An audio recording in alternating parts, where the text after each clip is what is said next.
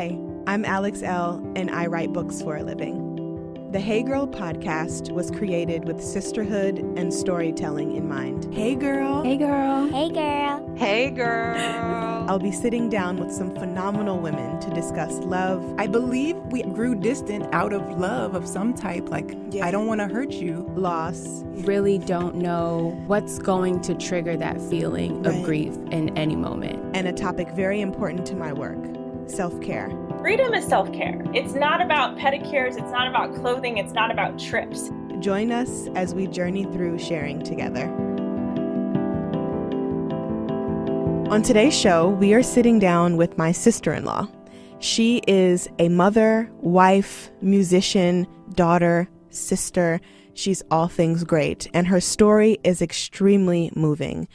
Sada talks to us about mourning, motherhood, and life as a musician. I am really excited for you guys to hear. This is Sada K's story.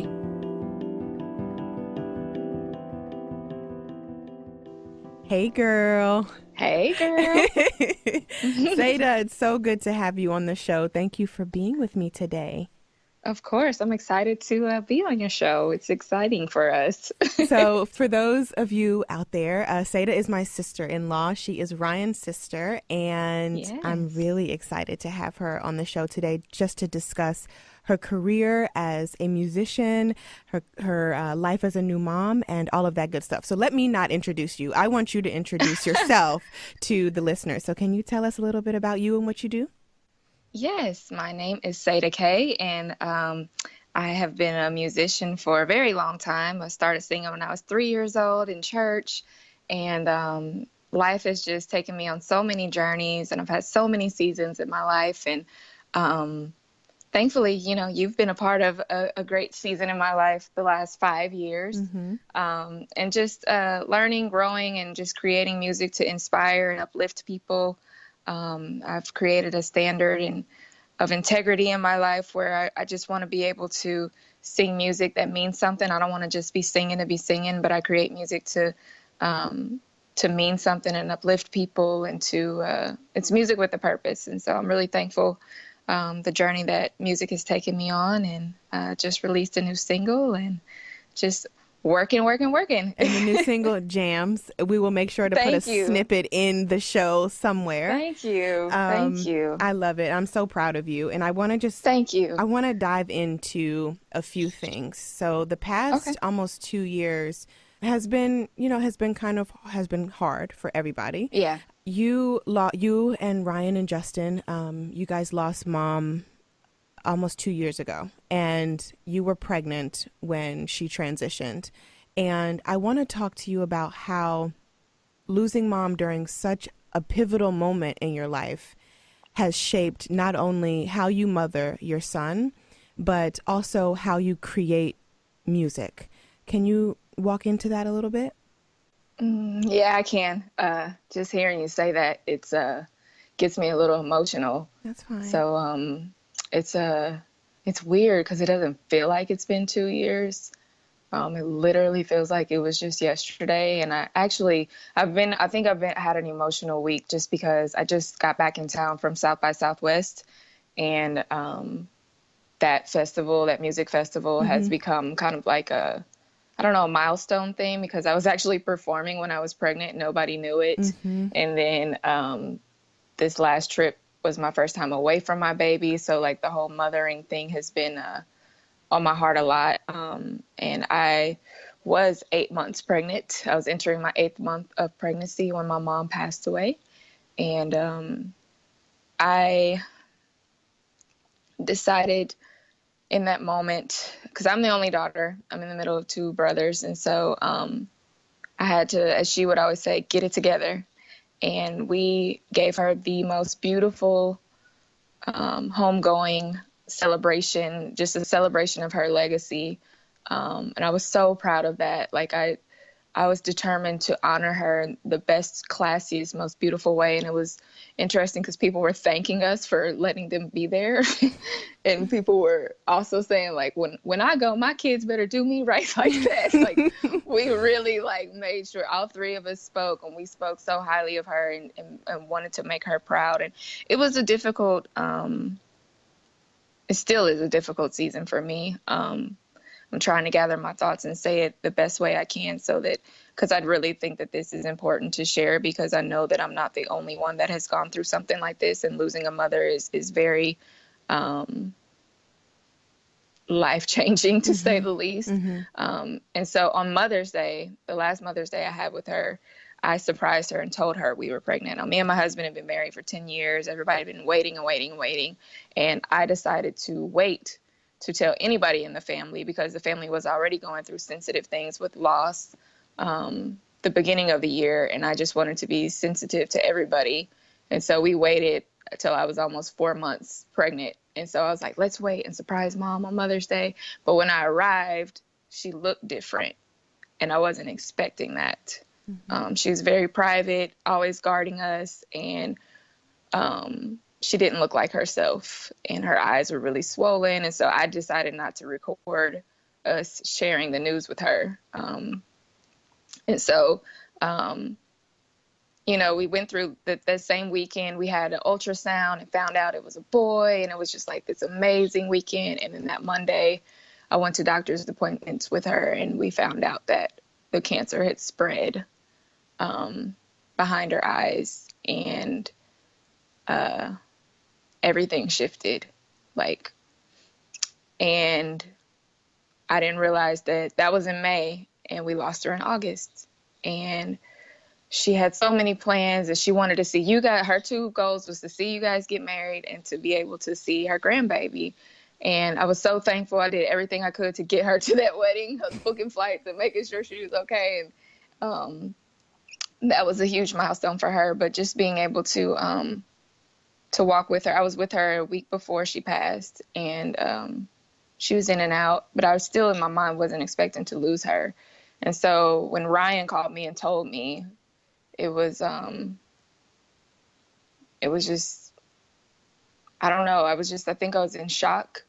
Yeah. And then I went into a mode where I was just like, okay, I have to, it's just interesting losing a mom and becoming a mom at the same time. And I convinced myself that my mom and my baby cross paths on their way to, you know, wherever that crossroads is. I'm convinced that they cross paths in the supernatural.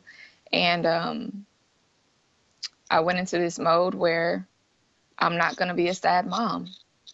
I refuse to be a sad mom. And I said, my mom would be so mad at me if I didn't embrace this and enjoy this. So I'm going to enjoy this. I did not want to. I just kept putting things in the atmosphere. Like, I'm not going to deal with postpartum. I just kept talking positive. And honestly, the bond I have with my son, anytime like I felt down, he'd give me a little kick, or he'd give me like something to just like be so excited about. And just, the bond that I share with my son is unlike anything I've ever experienced in my life. And I don't always say, but I've said in my journals that he's the one that really felt my heart break. He heard it. He was in my womb, and he felt my heart break. He knows every sorrow that I felt. And people say babies are bundles of joy. He was literally my bundle of joy. And our bond has helped heal every piece of my broken heart.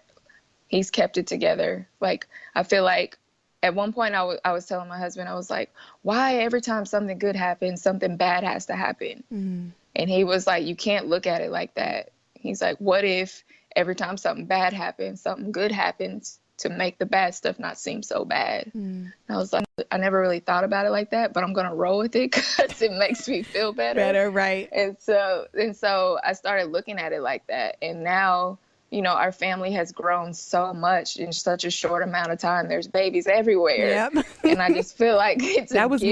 Mama. Yeah. Like, Mom knew we all needed that bundle of joy to heal and to be able to celebrate. And for me, it's a way to celebrate mother by being the best mother I can be, rather than being sad and upset. And it's moments, you know, I was at the airport this weekend and I saw a grandma picking up the kids and she was hugging the baby because you could tell she hadn't seen him, and flying to town. And I had to swallow those. I was like, oh, Lord, here it comes. But, you know, I just felt like this is how I want to honor my mom. I want to take this journey in motherhood and honor my mom by being the best mom I can be, by giving my baby all the awesome memories that he can handle. And ended up moving home. Yeah, we're going to talk about that. We're going to talk about that. Yeah. Yeah. So I ended up moving just to be around family and just making different steps to gather peace and to gather, like, I've just been making all these moves to be able to be the happiest mother in peace, and to be able to just to honor her by being a good mom, because she was an amazing mom. And I think that's the journey I've taken, is not to be sad, not to be depressed. Take moments and let me feel how I want to feel. Never deny my feelings, but to be able to really just be the best mom I can be to this little dude, because he's pretty special. He is very special. I love him. So thank you for that, because I know a lot of people are going to be able to relate to that and are going to need to hear that. So you mentioned that you moved. You guys were in LA for how long? 11 years. 11 years. And Yeah. the first year and a half or so, I was coming to visit and staying with you and your husband, Ryan, as we, you know, Ryan and I were in a new relationship. And it's so crazy that, you know, when we sit back and think about, you know, how we've grown together, because Yes. it's wild. Because we were like, you bringing a girl to come to visit you off the internet? Are you crazy? Oh, he yeah. was like, yeah. We were all sitting there like, okay, let's see what happens. Right. So for those of you who don't know, this is totally not about me, but for those of you who don't know, Ryan and I met on Twitter. We're just going to put it out there.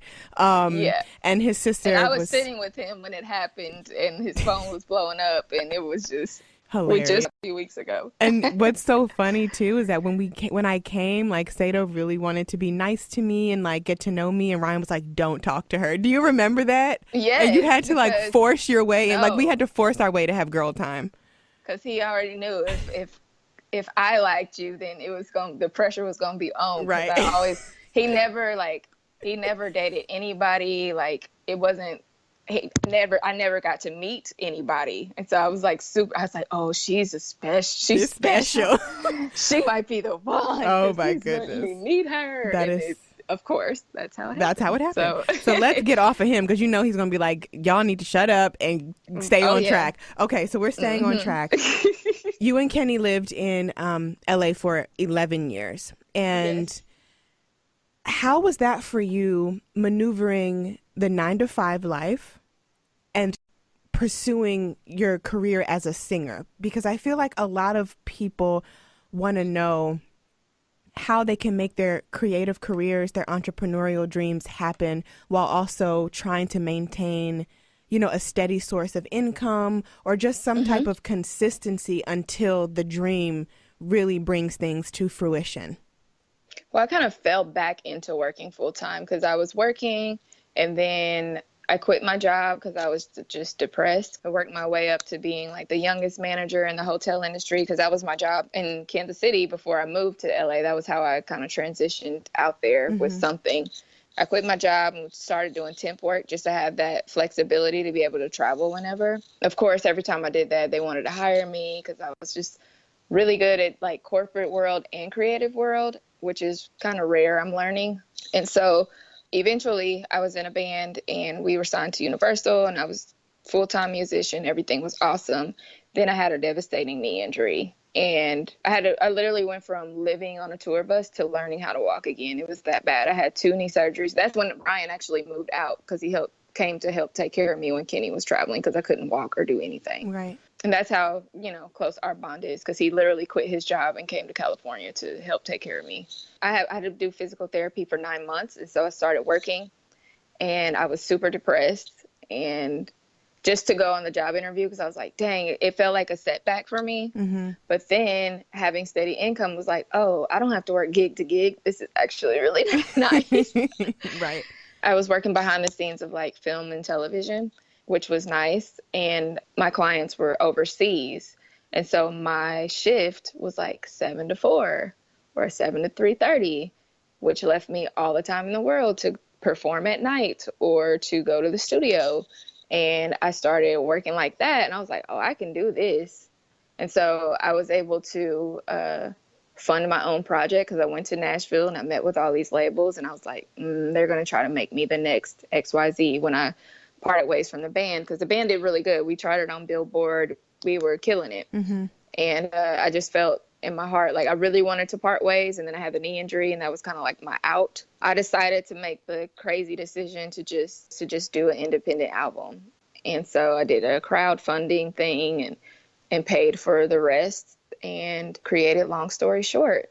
And it was just great. me sharing my story, because it's really hard to share your story in a 3-minute song. So I named it that. And it was amazing. And it was a labor of love, but I was thankful for the job because it helped me pay for my album. And also it helped me keep the creative control of the album and be able to work. It was just me and Kenny. Kenny was scheduling the studio appointments and making sure that everybody was there on time. And we were booking television appearances and interviews and performances, and just made it work, all while working a regular job. I never told, most of the time, I never told anybody that I was singing at my regular job. I would just say, I need time off for this, and I would just go. Is there a reason why you didn't tell anyone that you were singing? I don't know. I just felt like I really guard myself as far as like people trying to say things to make me feel a certain way. Like I didn't want people to be like, oh, okay, another singer in LA, working and doing whatever. I just didn't want any negative energy around me. And I just guarded that. Like I feel like I lived a double life sometimes, and then it'd be fun like when people find out like, wait, what? Right. But it worked out for me. I don't know. I just felt like I wanted them to feel like I was invested in the position, and I never wanted them to feel like I was just another artist or singer that wasn't going to be reliable. Right. Because that's what most like actors, and they might think you're going to quit any minute if you get the right gig. And I just didn't want to compromise the respect that I had on the job. And so I just kept it private. And then some people I would tell, but for the most part, I would just go to work and then go to work, because it was just, when people would find out, they get excited. But I just liked keeping it separate, just because I wanted to be able to have respect as an artist and respect in my corporate world as well. And in LA, a lot of times actors don't get a lot of respect unless you're like Angela Bassett or somebody. Right. So, so I'm just, paying my dues and doing what I got to do. And that's just how I worked forever. And I had great jobs. I said, working for NBC can be my busting tables. I don't mind, Right. And I'll work early in the morning and didn't get a lot of sleep, but it's definitely worth it. So with living in LA and then deciding, you know what, we've done this and it's time to go back home to Kansas City. I'm sure, that needing the love and support from family played a big role in your transition out of Los Angeles. How was it settling into the slow pace of Kansas City from the fast pace of LA and just meeting people and mingling with people and having, it's completely different paces? How has that been for you and your family, especially with a 1-year-old now? It hasn't really slowed down for us personally. Well, that's good. Some people still don't know we're here. We just been, they'll find out when they find out. Right. 'Cause it's just weird. Because I just didn't want people, well, why are you moving? And nah. But as soon as people didn't know I was negotiating a record deal during the transition of moving. And so they finally announced it, and we got everything together in January. And it's a partnership, so it's not like I'm signing my life away. Right. I still own all my music, but I was negotiating that, and I knew I was going to be releasing a new single. And my baby just booked his first modeling gig here in Kansas City. So, and we all of us did it. It was a family shoot for a huge company. And so we've just been hitting the ground running. Even here. It's just been nice to be able to have family support. And I know everybody mourns differently. My brothers it's not the same for them, but for me, just being around my family. My mom was the youngest girl of 9, and a lot of her brothers and her sister are here. And so just having pieces of my mom makes me feel better. Yeah. It makes me feel the warmth that I've longed for, and just being able to have people that I trust to watch my son, because I'm very overprotective. When I see my baby with his cousins, it just warms my heart. Like, he loves his cousins. I just made the decision. I had a show here in August, and it was the week of my mom's birthday and right before the week of the year mark when my mom passed. And I was standing on stage, and I saw my cousin holding my baby, my uncle entertaining him, my aunt holding CDs, Kenny shooting footage of me singing. And I was like, I want to come home. Like, literally while I was singing, I had like an outer body experience almost. And it was just like, I need to be home. So I talked to Kenny, and literally while I was in Kansas City, I was like, let's just give our 30-day notice now. Like, we hadn't had nothing packed. And I was like, let's just do it. And I'll ask, like, if we change our mind, can we like just stay? And he was like, okay. And that's how we've always operated. Like, we'll figure it out. If I'm going to find peace, any piece of peace, I'm not going to be able to do it in LA right now. Like, I need a break. One of my girlfriends and I were talking about, like, hustling and healing don't really match. That's a great way to put it. Yeah. We're still hustling. Like, it's hard. The LA hustle is a lot, and I'm down for it. Like, I'm strong enough to do it, but doing it 11 years straight and going straight from, laying my mom to rest to becoming a mom and not really giving myself a chance to mourn. I just wanted to take a healthier approach, because there were moments where I would have these crazy breakdowns or be like lashing out in anger because I was just so upset because I felt like my baby was being cheated, and it was unfair that he's not going to get to experience my mom. And I gave myself, it's okay to be mad. Like, some people would say, oh, you're not angry. I'm like, no, yes, I am. Yeah. I'm actually really mad because it's unfair. And I had to navigate through that, and I still am, and so I felt like the least I can do is be able to let my son experience all the love he can here, because he deserves that. It's not about me anymore. It's not about, the beautiful weather. I'm like, yeah, it might be cold and we might be moving here in the winter, but the warmth of my family means more to me than anything. And that's how I've been going through this season. And I'm freelancing. I was able to land a freelance gig in LA, and I'm working remote and creating music and just making things work. And it's cool. Like, I'm home with my baby, and the cost of living is more than half of what we were paying, in LA. That's nice. My pockets are warm too, and I'm just enjoying this season. I don't know if it's a forever move, but it's where we need to be for right now. And I listened to one of your podcasts, and I think it was with Ro, and she was like, travel or pack light so you can travel far. Yep. And I carried that with me. Like, we gave away so much stuff. We sold stuff. And I was like, we don't need a whole lot. And we've been on this path of minimalism and enjoying life, and we don't need a whole bunch of stuff. Just musically, I know Jay-Z's 444 album came out, and one of his lines was, the clean version is, forget living rich and dying broke. I don't want to do that. Like, I want to set us up to be able to live and to be able to enjoy and travel. And, I was a little hesitant because I was like, I want my son to be able to be around all the cultures and be able to respect people and their beliefs. And LA can give you that. But like, with the money we're saving, we can travel and take him anywhere and teach him things about other people. And it's not like the Midwest bubble. And so I'm enjoying it so far. You know, it's still taking time. I think I'm so excited the spring is here. Same. And the winter is over. So, but it's a great transition. Like, my family adores him. He adores the family. Like, my dad is here. So being able to check in on my dad and be there for him when he needs me, it's been a blessing. Hungry Root is dedicated to helping people feel great about making it easy to eat healthily on an everyday basis.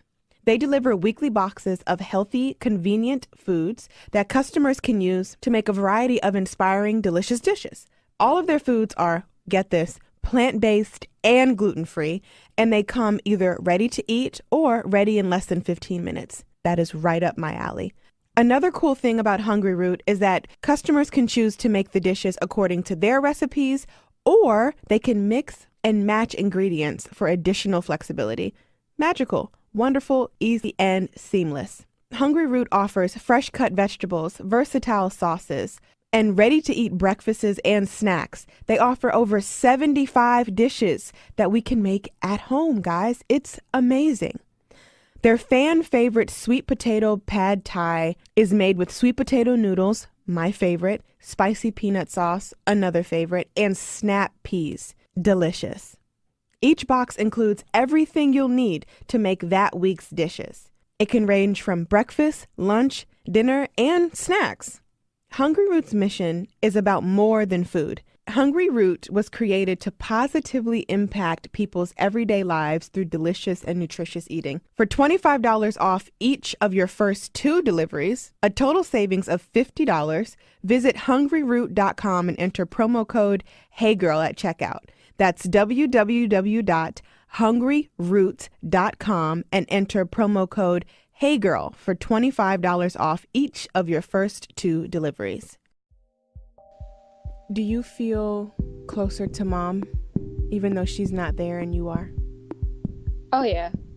Yeah, definitely. I think I felt closer with her before I even moved, though.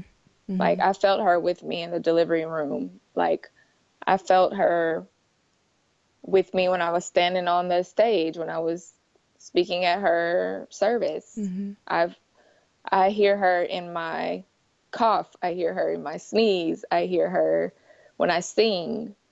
I hear her when I talk, when I laugh. And sometimes it trips my brothers out, especially my older brother. Like, Justin, sometimes he just stares at me.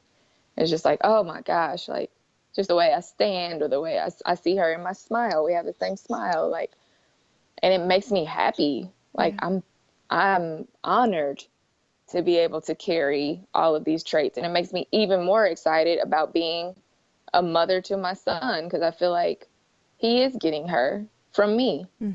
I can bake her cakes. You know what I'm saying? And that was a big deal in our family. Huge deal.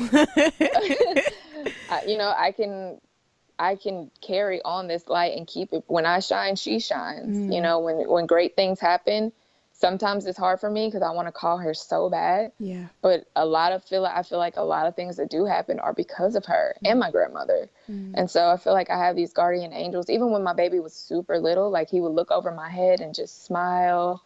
And I'm like, who do you see? Who do you see? And I really feel like he sees her. He knows her. He's even reached for her picture sometimes. Wow. And that just gets me every time. Like, I have pictures of her and he'll point to it. And one time he pointed at, I wasn't trying to force anything. I was really trying to see, like, is he really pointing at mom? And he was pointing, he wanted her picture so bad. And I handed it to him and he just rubbed her face on the picture. And it just, I said, that's your Grandma Lena. You know, we have those moments and I know he knows her. He has a birthmark on in between his eyebrows. It's supposed to fade away at 1 year, but he still has it. But the nurses told me it's called an angel's kiss. Wow. And I said, I know an angel kissed my baby. Yeah. You know, like, so I said, this kiss is lasting a little longer than I expected, but I know why. Yeah. And it's her way. And even my son took his first steps when he was 9 months old, like his first steps in confidence on my mom's birthday, the first birthday that we had without her. And I felt like that was confirmation for her saying, I'm with you every step of the way. And I carry that with me. How has releasing Ready shifted your thoughts on music? This is kind of a different sound for you. I feel like it is, I love it. Like I jam to Ready, and it's so, when I tell you, it is so inspirational and relatable on every front. That is it. Like, I want us to play a snippet at the end of the show. But how has Ready transformed how you're going to be moving through music from here on out? Because it's a little new, it's a little different, but it's so very good. Well, for me, I just want to continue to share my story. And I wrote this as like a cry out. It's almost like a prayer, like a frustrated prayer. We're just like, God, like, I've been doing all this work. Even there's a line in there that says, sitting at this desk working this 9 to 5, doing what I gotta so I can survive. But I'm ready. Like, I'm ready for a breakthrough. Like, you see so many people doing other things, and I know we're not supposed to compare, you know, but that's the real, like, sometimes social media can get you like, dang, what am I doing wrong, you know? And I try to guard against that. I even went through a moment where I unfollowed everybody and just started fresh, you know? But it was really just a way for me to express what was on my heart, to share what I needed to share. And it was literally the last song that I played for my mom. And so I fought for it with the label, because the label was kind of like, oh. And I was like, no, I need this to be my first song out with you guys. Like, I want this to be the first. I need this to set the tone, to be able to really touch the people that I know need this. I know people need this song. Every time I played it for somebody, no matter what they did in life, if they were a teacher, if they were just a single parent, if whatever they were, you know, they related to the song. And I feel like everybody's ready for something. And I want to create music that builds as like a soundtrack to your life. Like, when you're going through something, there's a song for that. And so that's the direction of my music. I have another single coming out in April, and it's going to be called We Can Make It. Just another uplifting, like, we got this. And I want to be that sister that you can lean on for inspiration. You know, you can always come to me, and I'm going to have something for you.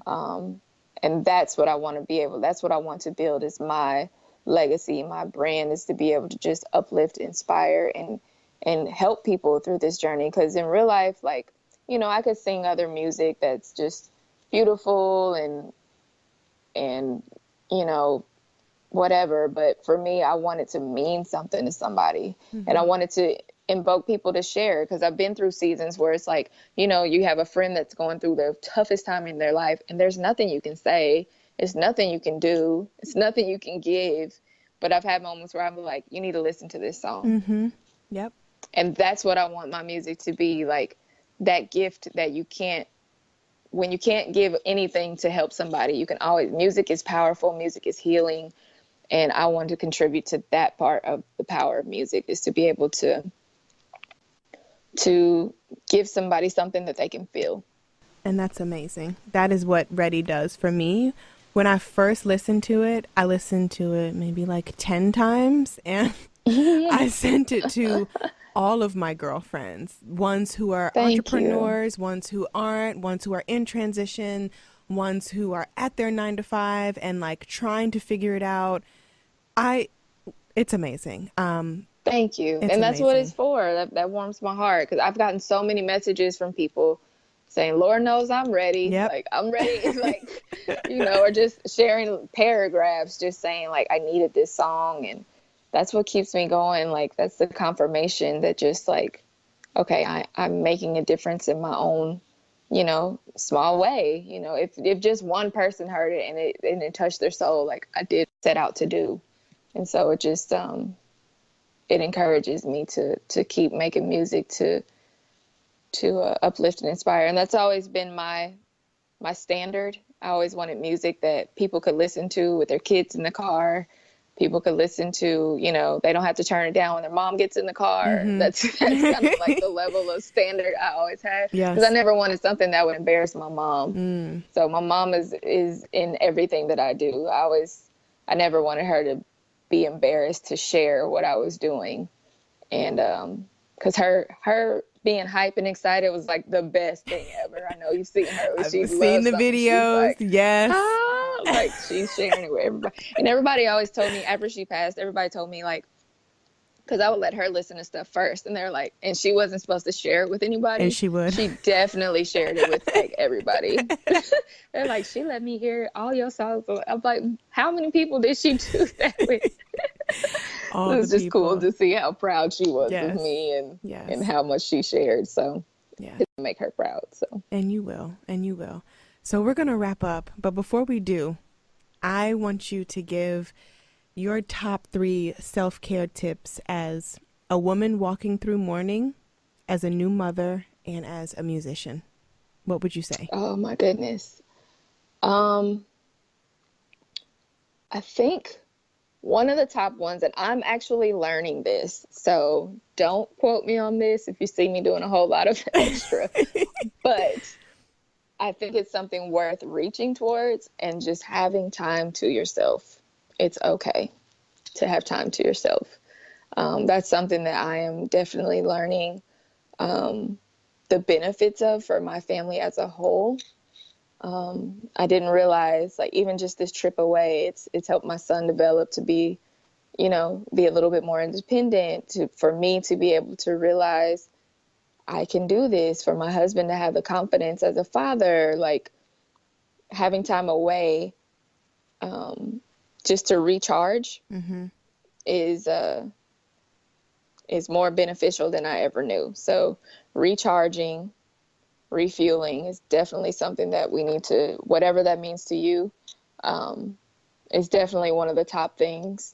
Also, continuing to be you while you're still a mother. Like, yes, I'm a mother, but I'm also an artist. I'm Sada K. And so, and being with my husband for so long, we were married 10 years together, 13 before we had our son.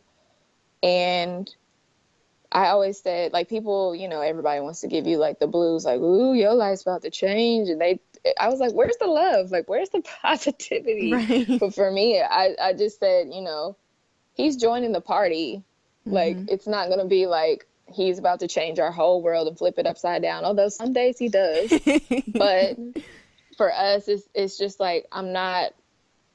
And it's not a selfish thing. It's a beautiful thing to be able to bring my baby to the studio, to be able to take him to rehearsals where he has the little headphones on to protect his ears. Like I don't want to be one of those moms. It's like, I had all these dreams and then I had you. I'm not going to put that on my baby. I don't want him to have to feel like he has to buy me a house when he gets older. I want to have the foundation laid for him to where I can sow seed into his dreams. And yes, I'm making sacrifices. I moved halfway across the country, but I'm still doing what I love. And I think that will inspire him to pursue whatever he loves, no matter what it is, and know that he'll have that support. And so just continuing to find you within the motherhood and the mourning and everything else. And then the third one would be to feel whatever you want to feel, whatever you need to feel. Like, give yourself permission to feel all the feels, hashtag all the feels. Because it's okay. And sometimes I don't express how I feel. I use journaling as the tool to allow me to really be able to walk through my feelings, because sometimes my feelings aren't pleasant. Right. And so it feels a lot lighter once I can actually write it down. Even if I wrote it all down and balled it up, like, because I'm like, I can't believe I felt that way, but that's how I was feeling. Like, I need to allow myself to feel how I feel, because it's important to be able to acknowledge your feelings, respect yourself to feel that way, and to be able to just love on yourself too, and just give yourself a break. Like, some days I feel angry. Mourning brings on a lot of feelings that you don't expect. There's a lot of triggers. There's a lot of things that you don't know. Like, why did I lash out like that? Like, why did I trip over that? Like, why did I get so mad? Why did I bust out in tears? Why did I why did I just want to hold my baby all day today and never let him down? Why did I need to just snuggle all day? Because I need snuggles too. Right.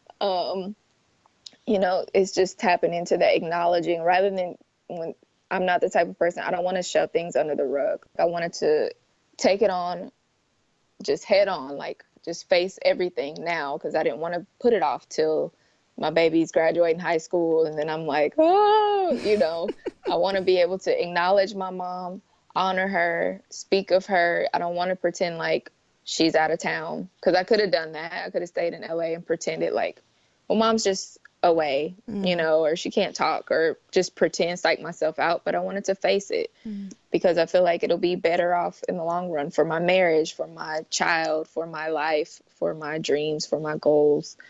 And so, and I'm looking forward to be able to tapping into journaling and sharing journaling with others. And there's a lot of things that I have big plans for, to just be able to continue to be an inspiration, because my mom was a bright light, and I want to continue to walk in her steps, to continue to, like I said, when I shine, she shines. And so it's a great journey. It's a hard one sometimes, but I don't want everything that I'm going through to just be for me. I want to be able to bless others and be that light to help them through the hard times. I don't mind being a guiding light to others as we walk on this journey together. Oh, Sada, that's amazing. Thank you so much for this conversation. Thank you. It was beautiful, and I'm so excited for, everyone to be able to connect with you. So before we go, can you let people know where they can find you, and on your website where they can hear Ready? We're going to play a snippet at the end of the show, but for them to download the full song,